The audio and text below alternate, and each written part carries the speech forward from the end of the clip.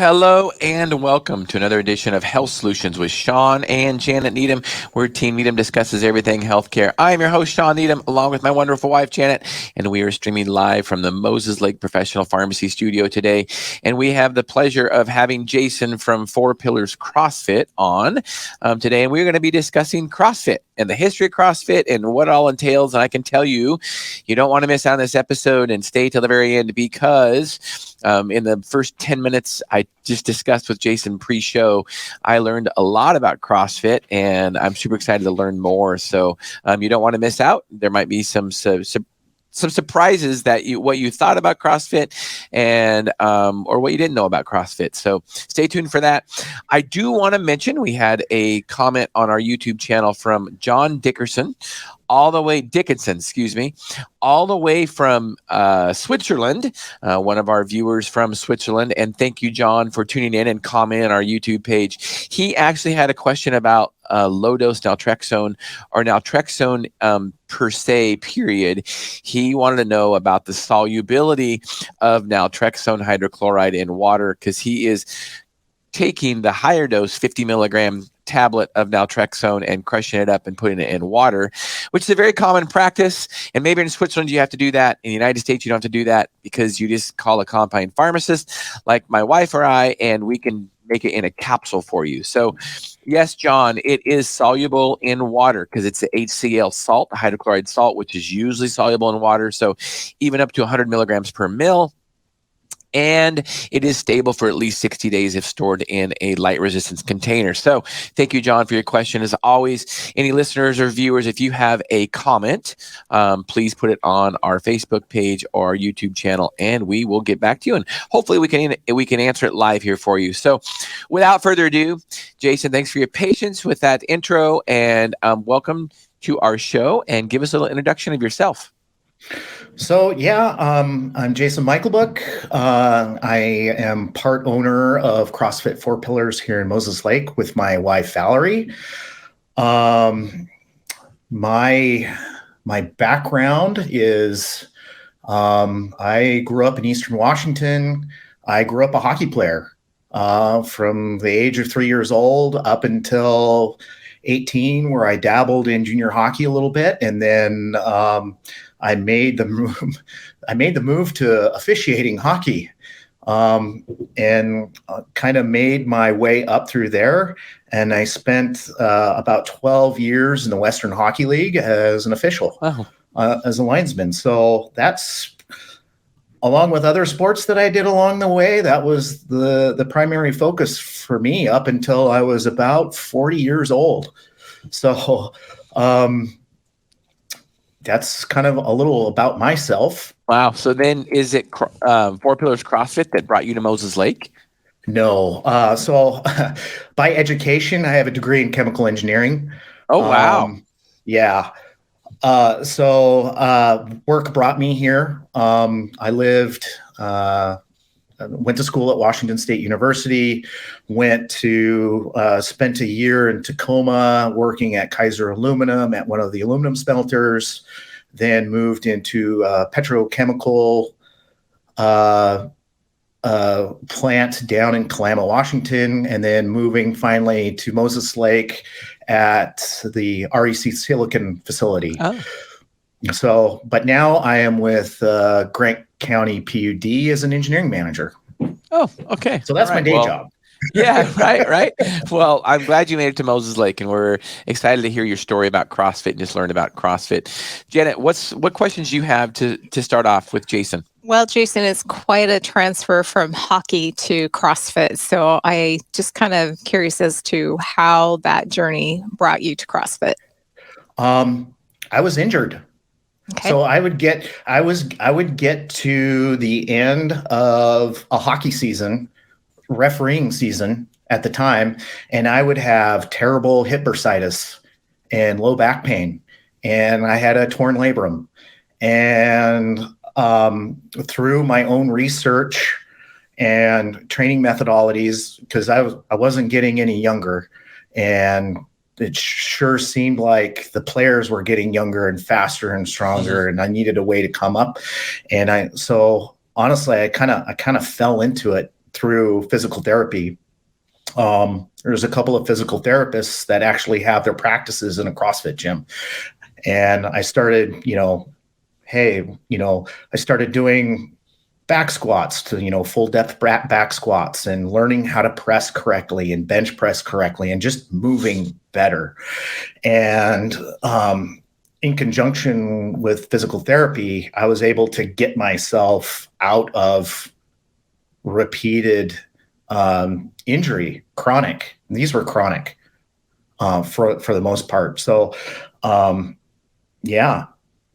that's kind of how I stumbled into CrossFit, and once you hit CrossFit and you YouTube CrossFit, you see,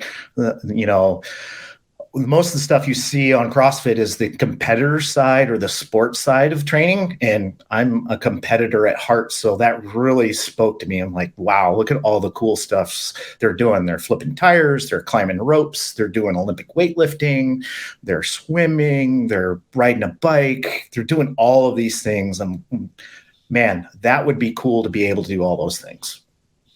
Well, I think that's one of the names where that's where the name comes from. CrossFit is like cross training probably.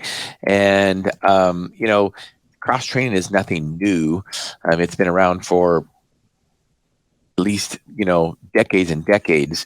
And largely cross training would come from the fact that until we had indoor stadiums and all kinds of ways to develop, where you could play baseball year round or you could play soccer year round, we had cross training because things were seasonal. Football was a winter sport. I mean, football, was a fall sport. Basketball was a winter sport because it was played indoors. Baseball was a spring sport because a spring summer sport. And sports were meant for seasons, and we always had cross training. Even if you had, I think a great story is Eric Heiden. Eric Heiden was a Olympic skater in the Olympics back in the 70s or 80s, and his cross training in the off season, up until probably 15, 20 years ago, we didn't have ice year round. There weren't places that you could ice skate year round. And well, now there are, obviously. So he would do cross training.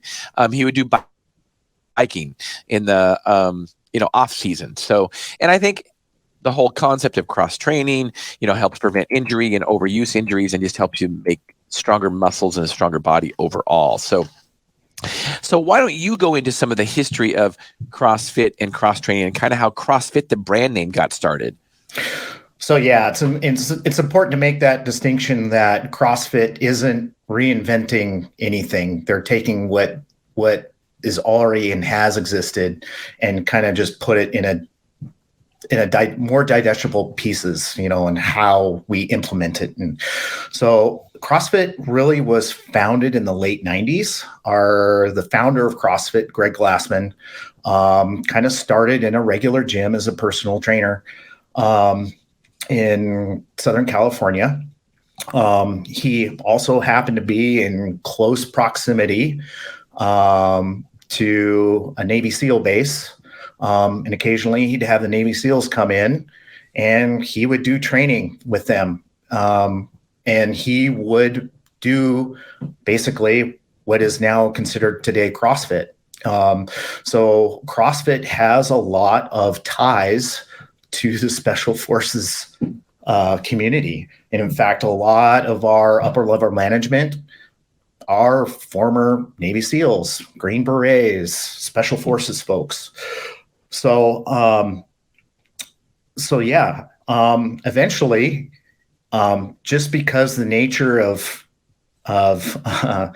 CrossFit and, a layperson looking at CrossFit and see what we do in a typical workout, it's like, man, you guys are doing crazy stuff. The weights are going everywhere and all of this. And so he eventually had to move out of the gym that he was practicing in. And so he got his own space and he started the first CrossFit gym. And then a few years later, the second CrossFit gym actually was in Seattle, Washington, South Seattle CrossFit. So that was the second gym, CrossFit gym, to open up. And kind of the rest is history. It was one of the fastest growing exercise methodologies to come up through the 2000s until we are today. Right. Well, pre-show when we were talking, when you said it was actually founded in 1999, I had no idea it was that recent because it has had a phenomenal growth. Right. So, there must be something good about it. So I'm excited to hear more. Janet, what questions do you have for Jason about specifics maybe? Well, Jason, I think we've all sat and watched the YouTube clips that are probably not the best story example of what CrossFit is with safety and different things. So I want to address that because I feel like that's like the little elephant in the room because everybody's watched the bloopers that aren't so great. So let's just get that out. CrossFit fails. CrossFit fails. I mean, you gotta admit, Jason, they are fun to watch. I mean, they're really fun to watch. They're hilarious. So just like with any type of exercise, there comes risk, right? So, absolutely. And I'm not going to speak for other CrossFit gyms. So just for everyone's knowledge, every CrossFit gym is independently owned and they manage how they see fit. And the way that we've been taught is we have a little acronym MCI. It's mechanics, consistency, and intensity. So you learn the mechanics, you get consistent at using those mechanics, and then and only then are you allowed intensity. So, right. So if you were to come into our CrossFit gym, you're going to use a PVC pipe until we feel comfortable that how you're going to move a barbell or a dumbbell or a kettlebell. Interestingly enough, there's been a ton of research on CrossFit injuries. So CrossFit injuries, in all actuality, are in line with current exercise methodologies. It runs about 19 to 21%, which is on par with everything else. Right. Consequently, running has a 73% injury rate. Oh yeah, right. Absolutely. It's one of the hardest things. I was talking to my youngest son yesterday about running, and it's, he's only not quite 20 years old, but it's the highest impact, most prone to injury exercise out there. You have to be really careful. You have to have good mechanics. And as you age, you have to be super, super careful. Yeah. So we teach you how to run, right? We teach you to run. We don't like a heel strike in the run. We like a forefoot to midfoot strike. We like cadences around 180 steps per minute, right? Those are the types of things that, that when you come to a CrossFit class, it's not just exercise. You're going to learn how to move. We really see ourselves as teachers. Yeah, that's great to know. And I think one of the things we were discussing earlier, Jason, is that, from the outside looking in, we see these YouTube videos of CrossFitters, or we think of the CrossFit super competitive people. And so that's what we think of a common CrossFit gym. And honestly, that's kind of what I thought, your gym would be, is just, you go in there and you try to do as much and as hard as you can, as quick as you can, and you're on a national leaderboard to compete with that. But you're saying that's not necessarily the case. No. In fact, if you go into like today's workout, so we do have one workout, but that workout is optimized to your ability. So even though we have one workout up there, up on our whiteboard, everyone is going to be doing a different version of that workout, just because, hey, I have a new person here and I'm not looking to get them so sore that they don't want to come back. Or I have a veteran, that's been CrossFitting for years. Maybe they can do the workout as written, but everybody's doing the workout according to their own ability. Right. And we stress that we go through. So every workout has a purpose, and we communicate that at the beginning of class, right? The purpose of this workout is we want you in this time domain. We want you to lift this relative load. We want, these number of reps completed. So that's how we frame each workout. And then we modify the workout so you can be at that time domain. You can be at that loading, relative loading. We can be at that rep range. So even though we have one workout written up, if you were to look into the room, everybody's doing a different type of workout. I see. That's good to know. So what is this typical? I mean, all these, there's so much varied because it's the nature of CrossFit, but what does a typical workout look like? How long is it? How many sets? How many reps? I know that's a broad question, Jason, but if somehow you can narrow that down, it might answer some questions. I know, right? I mean, we do everything from something that would last 2.5 minutes, which is a dead sprint, to, we'll run a 5K. Right. And everything in between. So CrossFit, as we say, is infinitely scalable. Anybody can do CrossFit, right? And we can scale or modify any type of functional movement to make you successful and get the stimulus that you need. So, man, Saturday's workout, we did 4 rounds of a 500-meter row and a 1,000-meter bike, and we rested 3 minutes, and we did that 4 times. And that was a complete workout. That was it. And that was an hour. The actual workout itself, when we started, takes about 25 minutes, but we go through a general warm up, and then we do some specific teaching on rowing technique and biking technique. We may do a little test round to see how it's going to feel, and that usually takes about 30 minutes. And so we have 30 minutes to do the workout. And if we have time left over at the end of class, we'll do a cool down, some mobility work, and some stretching. That's interesting. And so when I think of CrossFit in general, I don't think of, endurance stuff. Like, I know you guys row and I know you guys bike, but I think of weights. So not always is there strength training in a CrossFit session. No, but yeah. Okay. Yeah, it is, definition of CrossFit is constantly varied functional movements executed at relatively high intensity, right? From everything from, sometimes we just have a weightlifting day. Sometimes it's just endurance. Sometimes it's a mix. So. And how many days do people what do you guys recommend for typically working out? Is it how many days a week?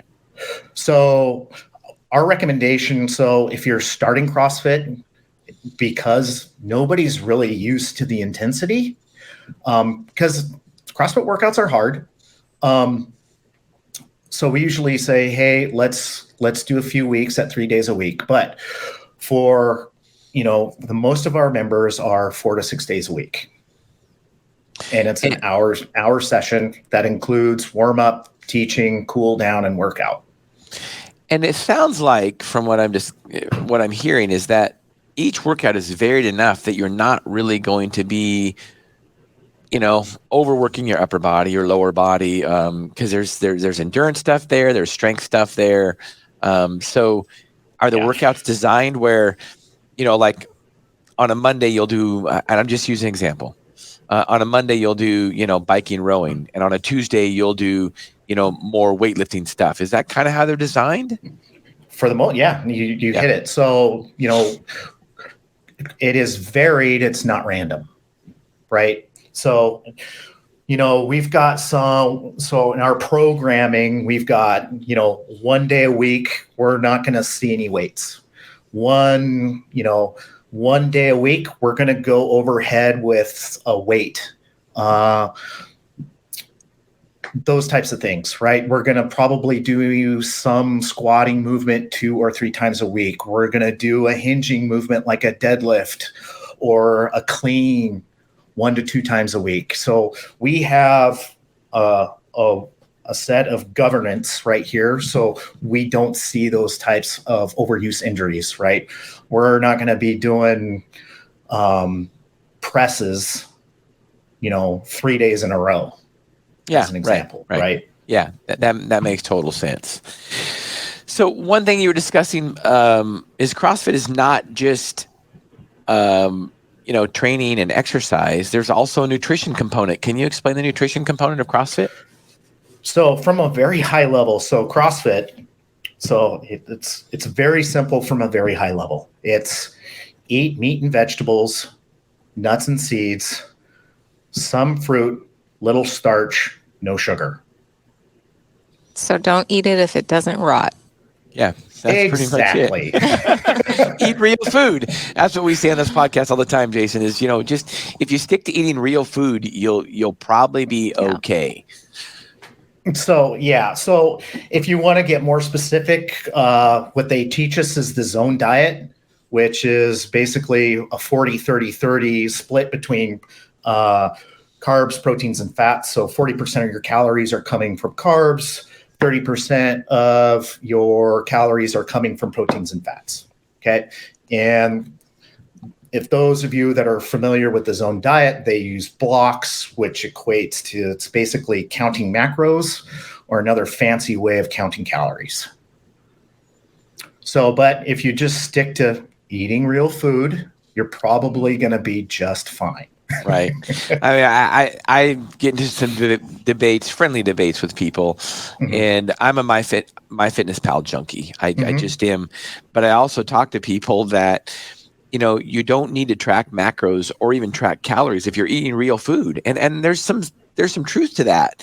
The example I give is, when if we want to use a real biological example, when a lion is gonna attack a gazelle, they don't say, well, gee, I wonder how much carbs, protein, and fat is in that meal, Right. or how many calories. I mean, they just eat it when they can. Now, one of the issues is that, most of us have an unlimited food source in our pantry when we get home. So that's part of the problem. But like you say, if you eat meat, vegetables, and fruit, a little bit of fruit, then, you'll probably be fine. So, So what would you say, Jason, is the top, when you think of CrossFit, what would the top 5 exercises be when you think of CrossFit? And I know that's the whole point of CrossFit is that it's not just one or two things, but what would you say the 5 most popular exercises are in CrossFit?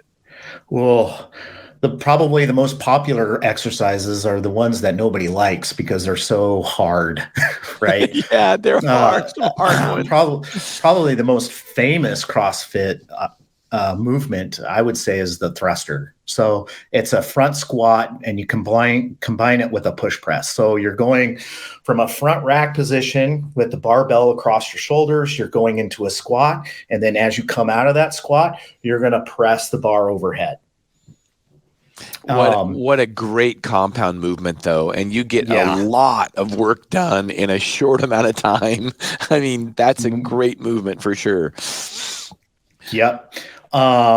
Burpees always come up. Yep. Yeah, those are good. CrossFit gets a bad reputation around kipping pull-ups, so we use a gymnastics beat swing in order to get to use pull-ups. But it's an important distinction to note that, yes, we do a lot of strict pull-ups in our training program. The reason why we use a beat swing, a gymnastics beat swing in our kipping pull-ups, is that we can do them faster. So if we can do them faster, we have a higher power output, gets our heart rate up a lot faster. So when we're doing those pull-ups, we're not necessarily looking for a muscular type of adaptation. We're looking for an aerobic adaptation, right? Yeah. We're looking to build that aerobic capacity. So we have our kipping pull-ups. Tire flips is probably another one. You see that in strongman all the time. Yep. Climbing a rope. Rope climbs are fun. What about Those are probably muscle ups? Is that? I mean, I know that's a hard one for sure. So there's two kinds of muscle ups. There's the bar muscle ups where you're using a pull up bar to do a muscle up on, and then we have ring muscle ups. Yeah. So that's probably the most technically challenging gymnastic movement in CrossFit. The ring muscle up. Yeah. So you're using a set of rings like they would like a gymnast would use, where they're doing the iron cross, but we use it in a sense of we're getting from below the rings from a hanging position to an extended position where you're self-supporting yourself with your arms above. Now, I'm back on the pull-ups. Are those also butterfly pull-ups? Am I using the wrong term there? Nope. Is that the same thing? It's a style of kipping pull-up. Yeah. So basically, it's another way to speed up the repetition. So we have kipping pull-ups, and then we have butterfly pull-ups. So the butterfly is even faster, right? However, usually with that increased density comes, you're putting the shoulder through some pretty good forces. So we have a progression within our gyms. Like, hey, you can't do kipping pull-ups until you have so many pull-ups. You can't do butterfly pull-ups until you have so many kipping pull-ups. So we have a progression on where it goes back to the mechanics, consistency, intensity, right? Have to show good mechanics consistently, then we can show you the intensity. Well, and the nature of CrossFit when it gets competitive is, like you say, with the kipping pull-ups or butterfly pull-ups, it's just a matter of what is the safest way that you can get the most reps in, and that's just the nature of CrossFit. So when some, traditionalists say, oh, well, that's cheating when it's doing pull-ups. It's like, well, it's not cheating in CrossFit. I mean, because your whole point is how many times can you pull your chin over the bar, right? Right. And I think CrossFitters have done a good job of figuring that out. And it's the same thing with, I think snatches is another common one. Yes. Which, if the mechanics are wrong with snatches, I mean, it can get ugly fast. But by the same token, CrossFitters have really figured out how, what's the maximum amount, of reps you can do in a set period of time. And CrossFitters have really figured that out with their snatch technique. So can you discuss that at all? Yeah. So CrossFit really early on, we saw the videos of the CrossFit fails. But it's interesting. CrossFit has single-handedly been responsible for the boon of Olympic weight, or the rebirth of Olympic weightlifting in the United States. Many of the top weightlifters in the United States all started in CrossFit. And then, hey, the snatch and clean and jerk, they fell in love with those lifts, and that's what they do full time. So we have a very good relationship. In fact, CrossFit we have subject matter experts within the organization. So we have a weightlifting subject matter expert, and he's an internationally renowned coach, right? He writes all of the educational material for us. As an example, right? So now we're seeing CrossFitters. So the number one female CrossFitter right now, her name is Tia-Clair Toomey. She competed in the sport. She's been to the Olympics in weightlifting. She's a top CrossFit for Australia. Wow. She went to the Rio Olympics and competed as a weightlifter there. And the following year, she competed in the Commonwealth Games, and she won her weight class. So you can see the evolution of CrossFit from those early fails to now where, our top level athletes can compete with some of the regular athletes that are doing this full time. Well, and it makes sense if that's what, because CrossFit, that's kind of what cross training is all about, is to, train you to be good in a certain sport. And I think, before the show, we were talking about how there's a lot of triathletes that do CrossFit. And, it makes a lot of sense, because if you want a good, healthy body, you can't just focus on just one sport. You need to, do a variety of movements in order to have the best health. Mm-hmm. Consequently, a lot of CrossFitters do triathlons. yeah, right. I mean, I've got mountain bike racing friends that are CrossFitters. Now, I think one of the most important things, and when I think of CrossFit, the first thing that comes to me is community. And there's kind of a running joke, and I hope I don't step on any toes by saying this, but it's actually a compliment. It's like, well, how do you know somebody does CrossFit? Well, because within the first 2 minutes of telling you, they'll tell you. The first 2 minutes of meeting them, they'll tell you. I already know what you're going to say. Yeah, absolutely. And they do. I mean, I'll be somewhere, wherever, traveling across the nation, and meet somebody out of the blue, and I mean, within 3 minutes, they're telling me, "Well, I'm a CrossFitter," and I'm like, "Oh, okay." And I think there's a lot. There's a lot to be said about community, because we all want to be healthy, or at least most of us, and it's not easy to do it on our own. And I think the more you have community of supporters, the more chances that you'll have to stay consistent and to stay motivated. So, can you tell us a little bit about how did CrossFit develop that community, and tell us a little bit about the community? So, when our founder kind of developed CrossFit, he never saw the community aspect in the initial parts. That's just something that happened. How did it evolve? It is, a lot of CrossFit started in the garage. So a lot of these gyms that exist today, especially the older gyms, they all started in a garage, and they were a bunch of friends. It's like, hey, I'm going to come on over. I'm going to do this crazy workout. Come do it with me. Right. And there's like, you get done with the workout and, hey, that was great. Let's do it again tomorrow.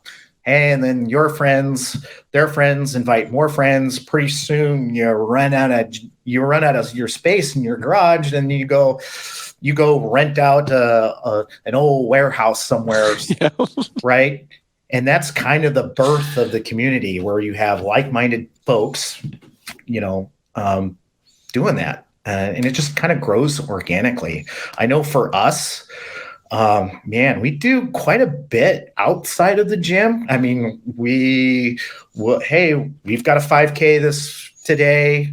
I know for a fact that we're planning to do some Spartan races over the summer as a community. Sometimes we like to take our fitness outside of the gym, and we'll go to the park and get some paddle boards and, paddleboard on the lake, and come do burpees and kettlebell swings as a giant team workout. We have a group of folks that do triathlons together. We do a ton of stuff outside the gym. That's really cool. Yeah, it's pretty amazing. So tell us what it typically runs, at least at your gym and maybe other gyms too, to be a member of a CrossFit gym. So we have packages that start. This is where my wife comes in. She's way smarter at this than I am. I'm going to say around, we'll say 100 packages go from $100 to $150 per person. And, it's from 3 times a week to come and live at the gym as much as you can type of packages. Yeah. Right. Okay. In terms of cost relative to our peers, we're kind of on the low side of things. There are gyms in the Los Angeles area that are $300 to $400 a month. Yeah.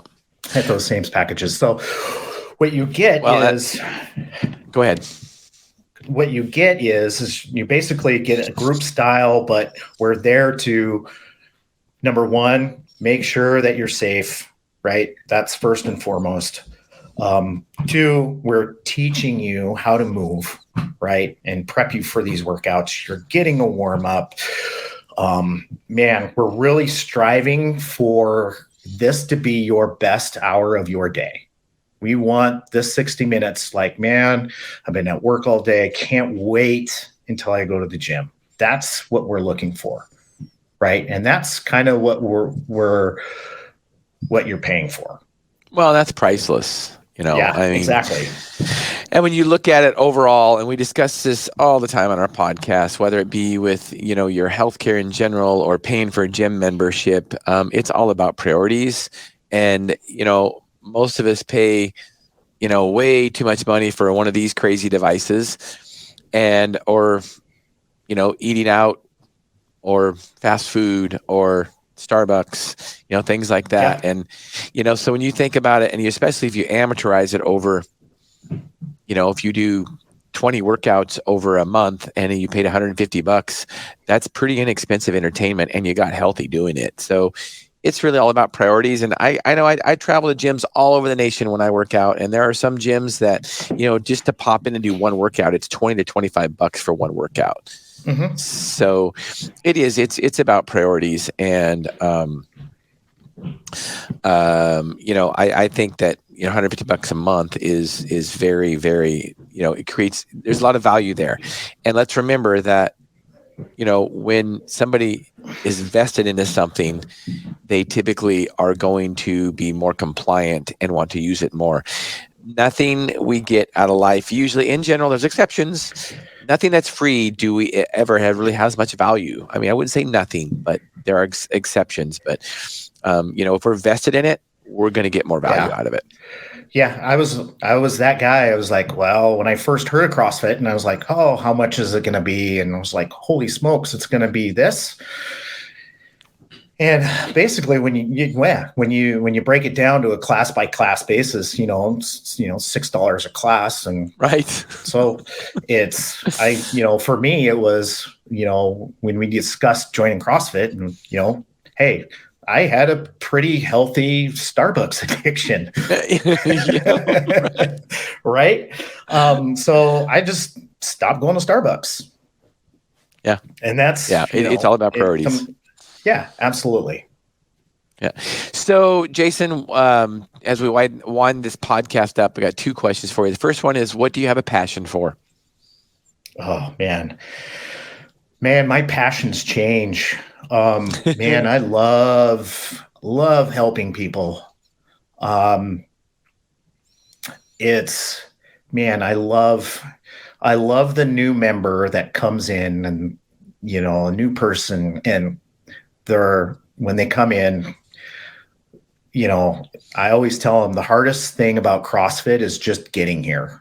Once you're in the door, I've got you in cruise control. I'm going to take you through this. And then seeing that person 3 to 6 months later, right? We had a member come in. She could barely do a burpee. She could barely get off the ground, right? Yeah. And, fast forward 6 months later, man, she's doing burpees all the time. Yep. Right. It's those kinds of successes where you see that their quality of life is improving. And, that's one of the things I like to tell people is take a picture now and then take a picture in 6 months. You might not see it on the scale, but you're going to see it in the picture. Yep. So yeah, that's for sure. Yeah, we always forget about those non-scale victories, and the scale can be a tool, but in a lot of ways, it doesn't matter what the scale says as long as we're looking better and we like our looks. I mean, that's really what the important part is. Right, for sure. So, Jason, how do we find out more about you or get a hold of you if we're interested in signing up for CrossFit? So we're on Facebook and Instagram. CrossFit Four Pillars. It's real easy to find. We have a website, CrossFit4Pillars.com. Those are probably the easiest way. We have our phone. I don't have our, there it is right there. Our phone number is there. You'll get my wife or our manager, Kelly Bragg, to probably, they're way better coaches than I am. It's like I tell people, they're the brains of the business. I'm just here to look pretty. Yeah, I hear that. I can echo that for my business. Well, I appreciate being on today, Jason. I'd love to pop in someday. We will have to stay in touch because I'd love to pop in someday and just do a workout. So I'll have to kind of coordinate that sometime. So I'd really enjoy that because I've never done an actual CrossFit workout. Yeah, we'd love to have you. Cool. Well, thank you for being on so much, Jason. I really, really appreciate it. And anybody that is watching, please, if you're interested in CrossFit or if you have CrossFit friends, please share this with them, tag them in this because they need to hear about this because it's a big community and they need to share this because it's definitely something to brag about. So thank you, Jason, for being on today. I really appreciate your time. And thank you, listeners and viewers. And tune in, I think Wednesday, we will be on 8 to 9 a.m. Pacific Standard Time, my personal Facebook page and the Moses Lake Professional Pharmacy YouTube site. So stay tuned for that, 8 to 9 a.m. Pacific Standard Time. Thank you for listening. Thank you for watching Health Solutions with Shawn and Janet Needham.